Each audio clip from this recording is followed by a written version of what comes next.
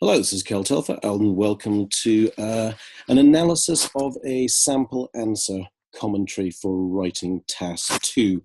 I'm going to hammer through this quite quickly because you'll have a chance to review and pause the video and have a look at the actual stuff that's written down. What we've got is an example of a writing task 2, and I've decided just to add some comments. Saria, a colleague at Swoosh, has decided to add a lot of comments as well. I've just adapted something there, so this is based on comments made by Saria, so thank you very much to her. Let's just basically read what's been written, and I'll have a look at the comments I've made. Writing task 2, homework. I mean, straight away we're looking at the title and we're going, we haven't put a capital T for task. But anyway, in the following essay, I think this is a redundant phrase. We don't need to use this. You won't get penalized for it, but you won't get points added, and it looks a lot like padding. I am going to try and stop. Like, in the following essay, I'm going to try. Stop. Don't be vague. I'm going to try. You're going to, okay? You're the voice of authority. But we don't need this whole opening sentences. In the following essay, I'm going to stop.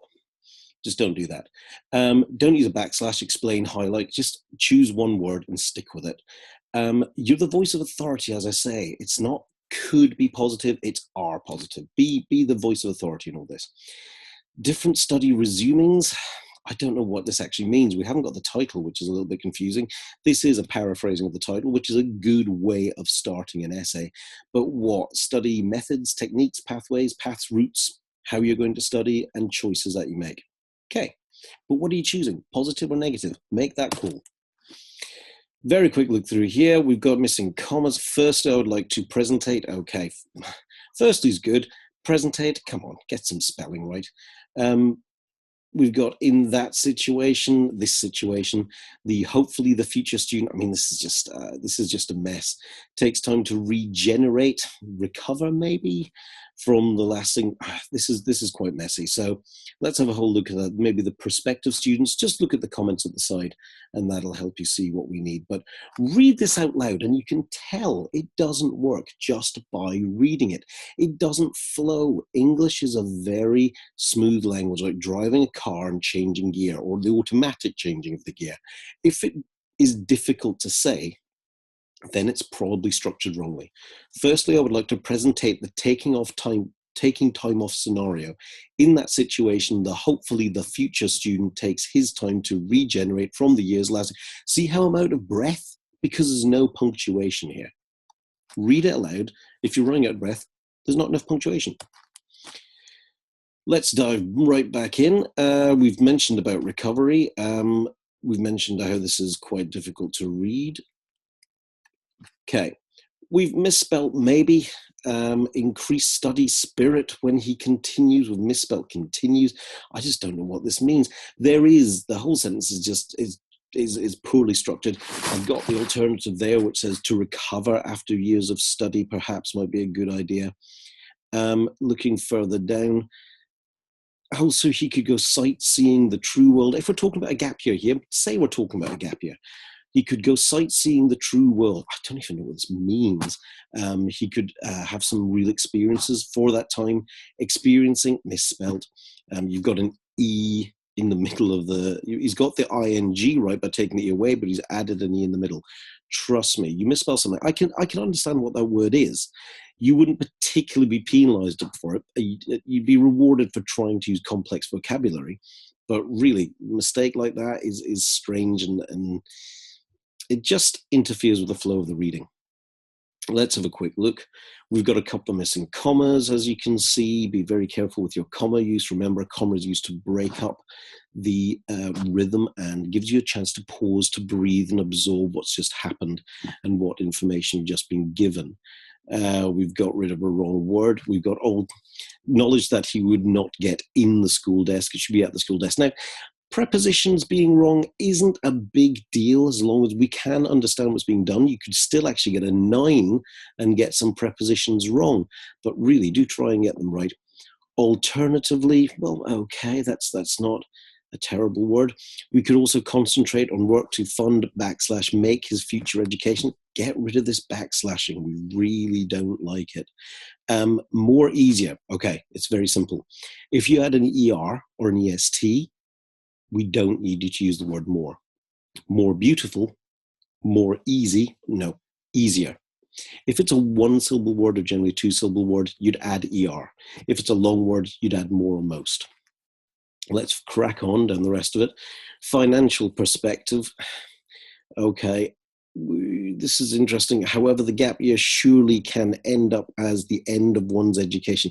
See how you're repeating words? This is style. This is not a grammar thing. This is style. Repeating the same word in two sentences, in one sentence, doesn't really help you at all. We're missing an A in one's education. Found the perfect job, no more patience. Look at that spelling. We just knocked around. And look, this is what irritates me even more. This has been typed and you can see it's got the red underlining saying you've spelt this wrong. It doesn't take long to go back and actually just retype that. It's telling you it's spelt wrong. Your spell check will probably correct it for you. Another thing is when you're practicing your writing, write it. Don't type it. In the exam, in your test, in your IELTS, you will be handwriting.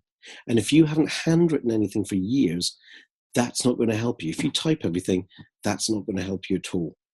We've got misuse of a colon. We've got, you should remove the surely. You can read the comments on the side. Right, so let's turn straight in here. We've got some horrible phrasing. Secondly, just try on the other hand, because this is an alternative.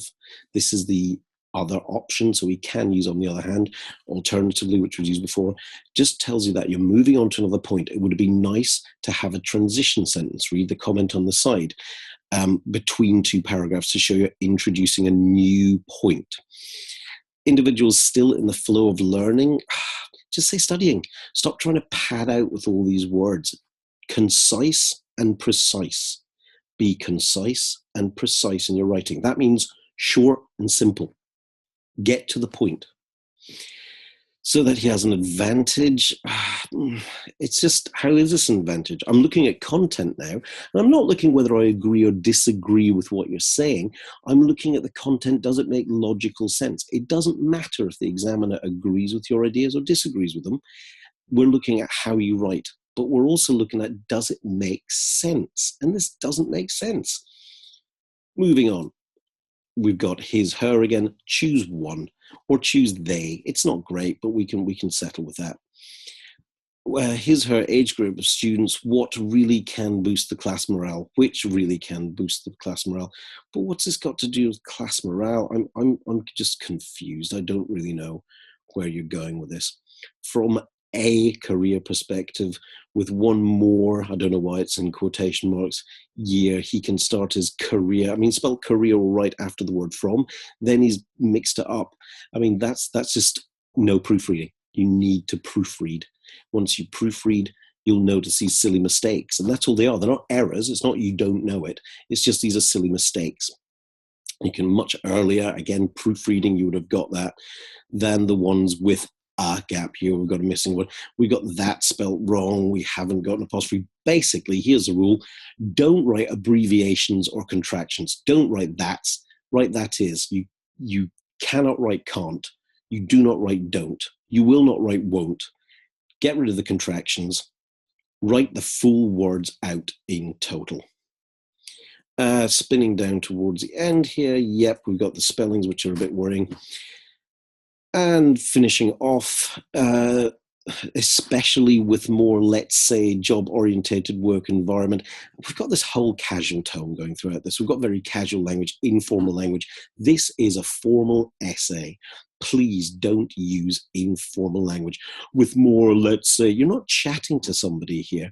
You're producing a piece of writing which will be read by an educated reader. Treat them that way. Treat your reader with respect and write things out in the full grammatical way. It's not a chat. It's not a conversation. It's not the speaking test. It's the writing test. It's formal. Like a doctorate. However, we must always point out that the person obviously has much less life experience and can choose the wrong life career for herself. That's quite a big drawback. You can see here. We need to have a quick look at that and the grammar, and you can see the points down the side and spelling and punctuation.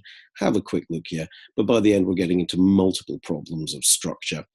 And by the end, you know what? You can start working. You can start identifying the problems in that final sentence. That's quite a big drawback, being too informal for any essay.